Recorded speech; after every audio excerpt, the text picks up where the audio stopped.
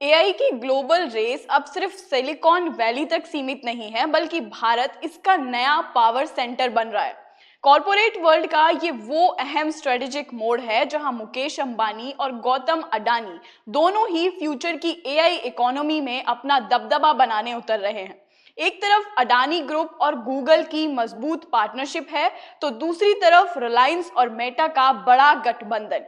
ये सीधी टक्कर तय करेगी कि भारत के उभरते डिजिटल इंफ्रास्ट्रक्चर का असली बॉस कौन होगा। इसे माइक्रोसॉफ्ट, अमेज़न और गूगल जैसी दिग्गज क्लाउड कंपनियों को चुनौती देने की एक व्यापक रणनीति भी माना जा रहा है।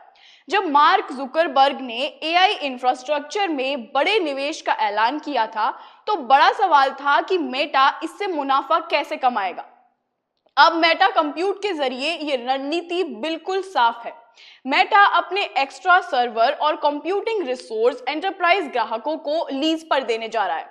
स्थापित क्लाउड कंपनियों को टक्कर देने के लिए मेटा को दमदार रीजनल पार्टनर्स चाहिए थे और भारत इसका प्रमुख केंद्र बना। मेटा के इसी कदम ने अडानी और अंबानी की एआई इंफ्रास्ट्रक्चर रेस को एक नया आयाम दे दिया है। अब तक ऐसा माना जा रहा था कि इस रेस में गौतम अडानी आगे चल रहे हैं। अडानी ग्रुप ने 2035 तक सॉवरेन एआई इंफ्रास्ट्रक्चर के लिए $100 बिलियन निवेश का मेगा प्लान पेश किया था। इनका टारगेट ग्रीन एनर्जी आधारित एआई रेडी डेटा सेंटर बनाना है। इसी दिशा में गूगल के साथ मिलकर विशाखापट्टनम में गीगावाट स्केल का एआई इकोसिस्टम बन रहा है। वहीं फ्लिपकार्ट के साथ भी हाई कैपेसिटी डेटा सेंटर की साझेदारी हुई है। ग्रुप का लक्ष्य रिन्यूएबल एनर्जी और डिजिटल इंफ्रास्ट्रक्चर को जोड़कर एक मजबूत एआई प्लेटफॉर्म तैयार करना है। जानकारों का मानना है कि ये पहल अगले दशक में $150 बिलियन के क्लाउड इकोसिस्टम को नई रफ्तार दे सकती है। दूसरी तरफ रिलायंस के चेयरमैन मुकेश अंबानी भी एआई इंफ्रास्ट्रक्चर को अपनी डिजिटल स्ट्रेटजी का कोर बना रहे हैं। गुजरात के जामनगर में करीब 5.5 लाख एकड़ में सिंगापुर से भी बड़ा ग्रीन एनर्जी कॉम्प्लेक्स बन रहा है। यही एआई सक्षम डेटा सेंटर के लिए रिलायंस और मेटा ने हाथ मिलाया है। जामनगर के प्रस्तावित 168 मेगावाट डेटा सेंटर के जरिए मेटा भारतीय डिजिटल बाजार में अपनी पैठ गहरी करेगा।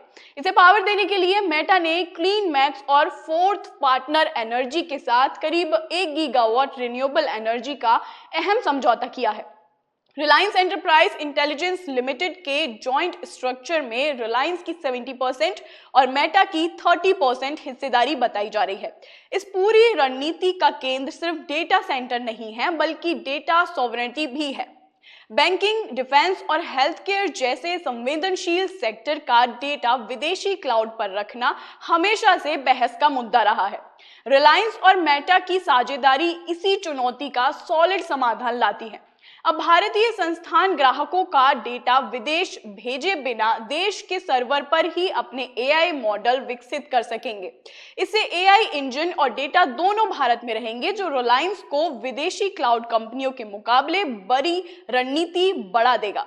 वहीं AWS और Azure मुख्य रूप से पारंपरिक एंटरप्राइज क्लाउड पर ही केंद्रित हैं। ये पूरा घटनाक्रम भारतीय अर्थव्यवस्था में एक बड़े स्ट्रक्चरल बदलाव का सीधा संकेत है। दशकों से भारत की तकनीकी ताकत हमारा सॉफ्टवेयर टैलेंट रहा है, लेकिन जेनरेटिव एआई के दौर में प्रतिस्पर्धा का केंद्र कंप्यूटिंग पावर, विशाल डेटा सेंटर और सस्ती ऊर्जा पर शिफ्ट हो चुका है। अब बढ़त उसी कंपनी को मिलेगी जो रिन्यूएबल एनर्जी से कम लागत में बड़े पैमाने पर एआई कंप्यूटिंग दे सकेगा। जहां दुनिया एडवांस्ड एआई चिप बनाने में जुट रही है, वहीं गुजरात जैसे क्षेत्र ऊर्जा आधारित एआई इंफ्रास्ट्रक्चर हब बन रहे हैं। दोनों समूह जानते हैं कि फाउंडेशनल एआई मॉडल बनाना बेहद महंगा और जोखिम भरा है, इसलिए उनका फोकस मजबूत डिजिटल पावर बैंड इंफ्रास्ट्रक्चर तैयार करने पर है। कुल मिलाकर ये सिर्फ दो कॉरपोरेट समूहों की आपसी रेस नहीं है, बल्कि भारत की एआई अर्थव्यवस्था की दिशा तय करने वाली अहम पहल है।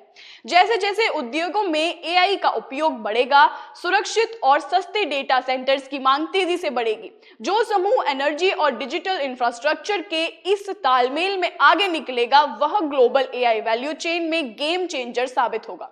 अब सबकी निगाहें इसी पर रहेंगी कि अदानी गूगल की सॉवरेन एआई स्ट्रेटजी और रिलायंस मेटा का एआई इंफ्रास्ट्रक्चर मॉडल भारत के डिजिटल भविष्य को किस नई ऊंचाई पर ले जाता है। ऐसे ही इंफॉर्मेटिव अपडेट्स के लिए आप देखते रहिए बिजनेस 24 टीवी।